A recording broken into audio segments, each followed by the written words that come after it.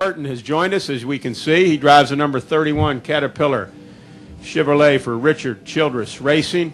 And Jeff, you know, we're heading into short track here at Richmond after the last week's Super Speedway event. Your thoughts about 31 team and its performance over the past few races, in particular, your outlook here at Richmond? Well, I feel obviously we're real excited about the way we've been running, real disappointed about the way we've been finishing, but we've, you know, I feel like we performed as well as anybody, and you know, we just keep having putting ourselves in a situation to have things happen. So we'll hopefully get behind that, get that behind us, and move forward. But this is, you know, this is always a big race for me. I like coming here. It's a hometown race, and you know, having a chance to compete in Virginia means a lot to me, and I think it's one of the best racetracks, if not the best racetrack that we go to all year. So it's fun for me.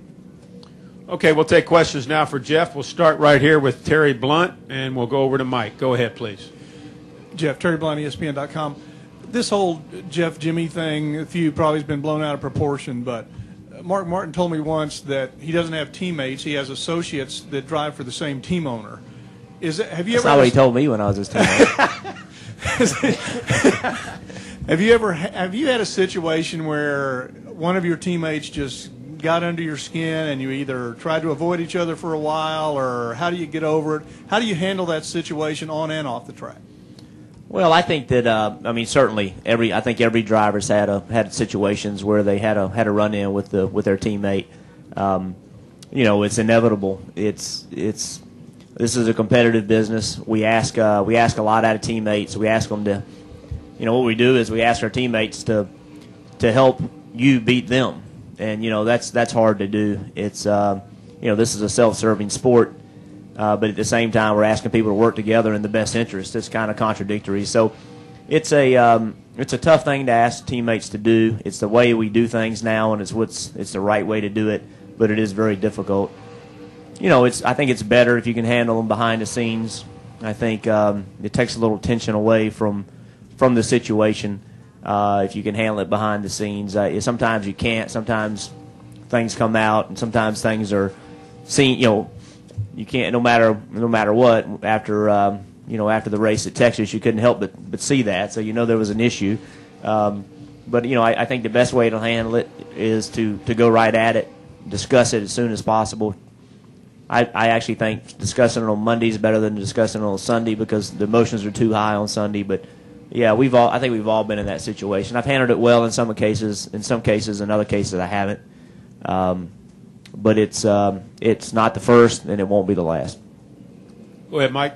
Mike Mulhern, MikeMulhern.net. Why did you pit at Talladega the last time? Didn't that cost you the race? I mean, you were leading when you went in. Did you have a vibration? No, we had gotten a windshield tear off on the grill. So we were sitting there leading the race, and the water temp was 245 degrees in front of the pack. So the caution came out, and I did everything I could behind the pace car to get the whatever was on the grill off, and it wouldn't come off. So when we came on pit road, we were actually the temp had actually increased because the speed had gone down, I guess, and we were actually 250 degrees water temp.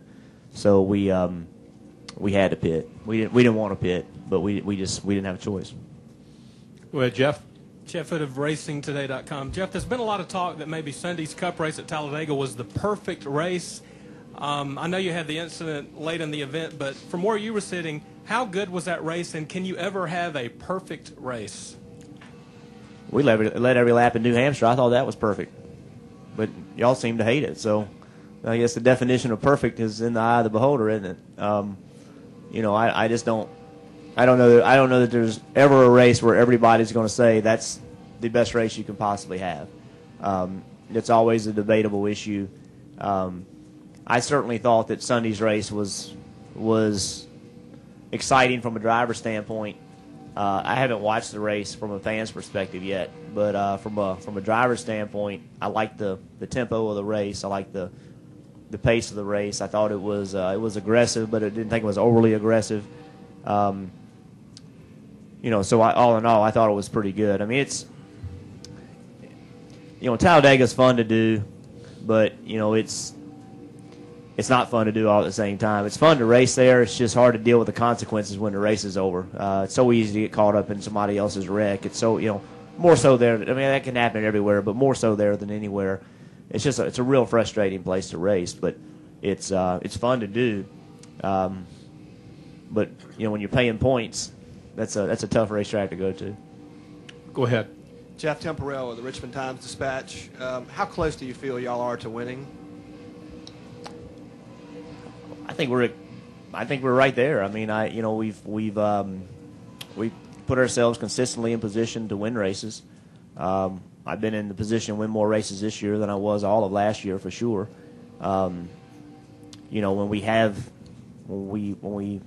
Most races we've consistently been running in the top 5. We've consistently been one of the faster cars in most races. I think we've certainly had a real shot at California. We certainly had a real shot at Martinsville. We definitely had a real shot last week. We definitely had a real shot at Texas. All those races, I felt like, I don't want to say we gave them away, because we didn't give them away, but we done a little better job. They were our races, and we didn't do that. But so I feel like we're close. But having said that, we're 12th in points, and I think we have one top 10 finish. I mean, it's bizarre to run the way we've run and to post the finishes that we have posted. I've never been part. I've been part of a lot of different scenarios, but I've never been part of this scenario where we run this well and finish this poorly. Go ahead, sir. Paul Woody, Richmond Times-Dispatch. Jeff, are little controversies like the one between Jeff Gordon and Jimmy Johnson good for NASCAR, bad for NASCAR? Where do you stand on that? I don't want to sound rude when I say this, but I really don't care. I think it is what it is, and I think that when we talk about is it good for NASCAR, is it bad for NASCAR? I don't know. I mean, I just don't know, and I shouldn't say I don't care, but when we talk about those things, then it makes it feel like it's fabricated. It makes it feel like we're more worried about what's the outcome than we are just dealing with our emotions and going out and racing. And I certainly don't think that's what it's all about. I hope that's not what it's all about.